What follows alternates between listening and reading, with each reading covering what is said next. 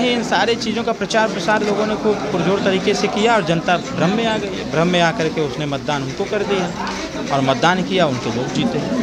तो हमारी समीक्षा हमारे लिए बहुत अच्छा है।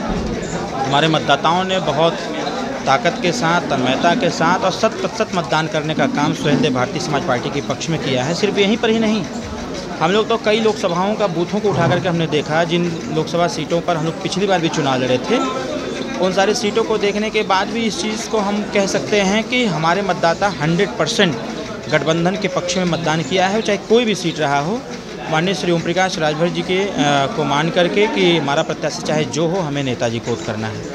इसकी समीक्षा हम लोगों ने सकारात्मक तरीके से करते हुए परिणाम के तौर पर जो हमने पाया, कंक्लूज़न के तौर पर कंक्लूज़न यही है कि हमारे मतदाता स्वयं भारतीय समाज पार्टी के कहने पर गठबंधन को मतदान 100% किए हैं और कहीं पर भी किसी प्रकार कोई टूटन नहीं हुआ है। अभी नेताजी बयान दे रहे थे कि हम बख्शेंगे नहीं, यानी मान रहे हैं कि भीतरघात हुआ है। स्वाभाविक तौर पर है, हुआ है, इसमें कौन बात पता चला कौन कौन लोग थे? सब कुछ पता है। अब इसको उजागर करने से कोई फ़ायदा है नहीं। जो किए हैं उनके फेस खुद ही बता दे रहे हैं, उनका बूथ बता दे रहा है सारी चीज़ें।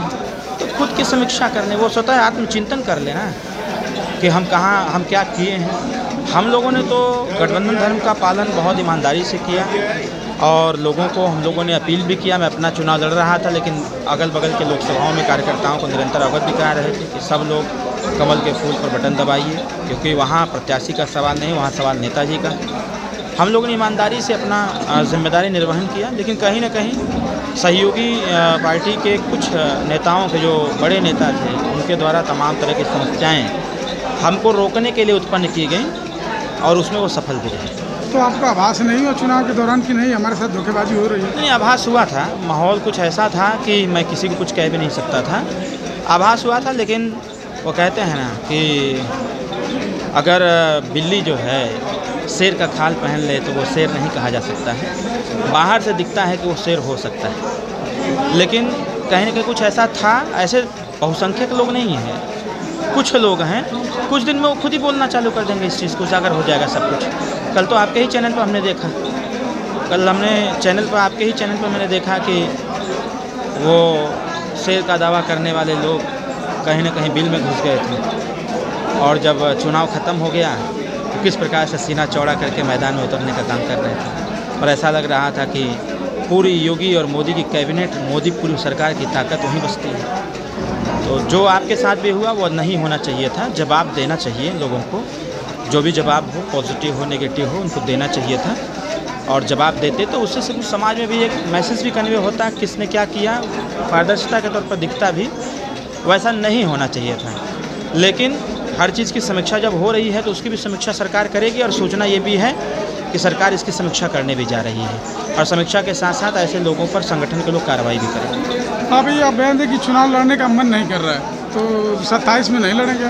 स्वाभाविक तौर पर है। अब मेरी इच्छा चुनाव से पता ही नहीं क्यों अब करता नहीं है लड़ने का, क्योंकि वो कहते हैं ना, कदर नहीं इंसानों की, पूजा होती है बेईमानों की। मेरे अंदर पढ़ाई लिखाई के बाद अब मैं इस बात को कह सकता हूँ, एक पढ़ा लिखा नेता और एक अनपढ़ गंवार जाहिल में कोई अंतर नहीं। और हमने जिस प्रकार से घोसी लोकसभा में एक कॉन्सेप्ट तैयार किया था और आज से नहीं लगभग 8 महीने से हम स्टडी कर रहे थे उस पर, और हमको पूरा विश्वास था कि मौका मिलेगा तो यहाँ कुछ ऐसा करेंगे कि नज़ीर पेश करेंगे कि जो हमारा युवा समाज राजनीति से कतराता है वो राजनीति में प्रवेश करके अपनी स्थिति को सुधारने का प्रयास करेगा और कुछ ऐसी व्यवस्था बनाने का काम करेगा जिससे कि जिन जिन चीज़ों को लेकर के हमारा युवा समाज परेशान है, उस परेशानी का समाधान अब दूसरे के हाथों से नहीं, खुद के हाथों से सही करने का काम करेगा। हम एक पॉइंट ऑफ व्यू, एक सर्किल, एक प्रोटेक्टर का जैसे प्रोटेक्टर सर्किल खींचता है, तो मैं एक केंद्र बिंदु बनना चाहता था घोसी लोकसभा में। सिर्फ उद्देश्य सांसद बनना नहीं था, उद्देश्य था पूर्वांचल की राजनीति से एक नई उत्पत्ति करने की,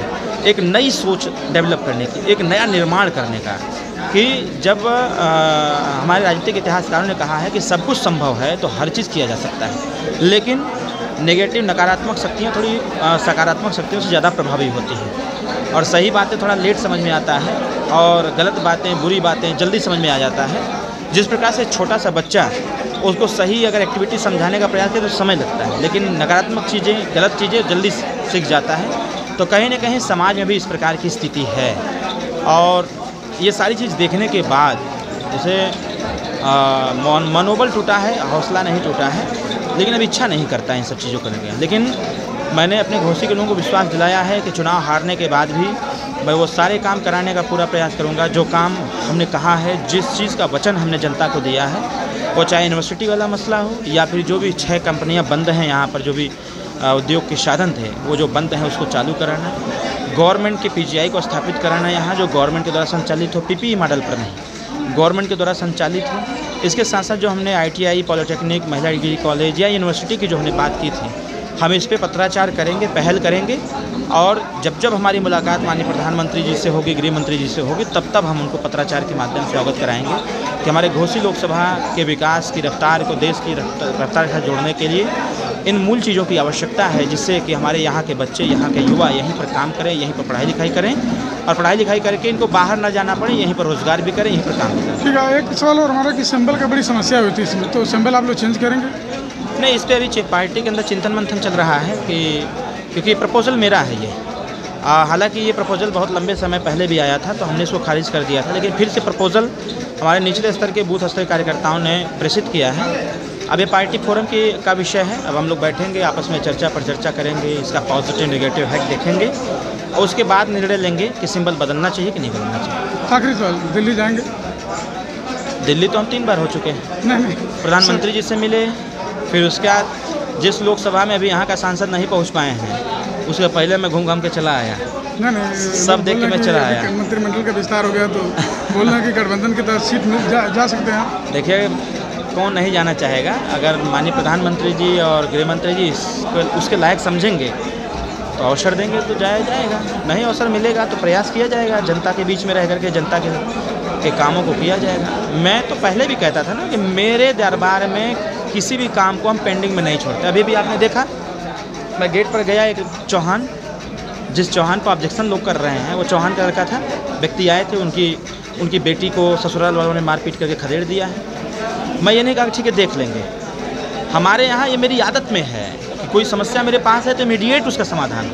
मैंने तुरंत इंस्पेक्टर और CO को अवगत कराया, उन्होंने कहा कि इसका एप्लीकेशन लेकर खिलाफ कार्रवाई करो ताकि उस बच्ची को न्याय मिल पाए। सुबह से मेरे ऑफिस पर कम से कम हमको लगता है कि 500-700 लोगों का आगमन हुआ और जितने लोगों की समस्याएं आई इमीडिएट मैंने उसको सॉल्व करने का काम किया और सॉल्व भी किया। तो मैं किसी काम को पेंडिंग में नहीं छोड़ता, इसलिए घोसी की समस्या जो है इसको भी मैं सॉल्व करूँगा। यानी आप घोसी छोड़ेंगे नहीं? पक्का, कभी नहीं छोड़ूंगा। घोसी की जनता के साथ जुड़ा रहूँगा और इनके सुख में, इनके दुख में, इनकी समस्याओं में हर जगह अरविंद राजभर खड़ा पाया जाएगा और अन्याय किसी के साथ नहीं होने दूंगा। अगर होगा तो सिर्फ न्याय ही न्याय होगा।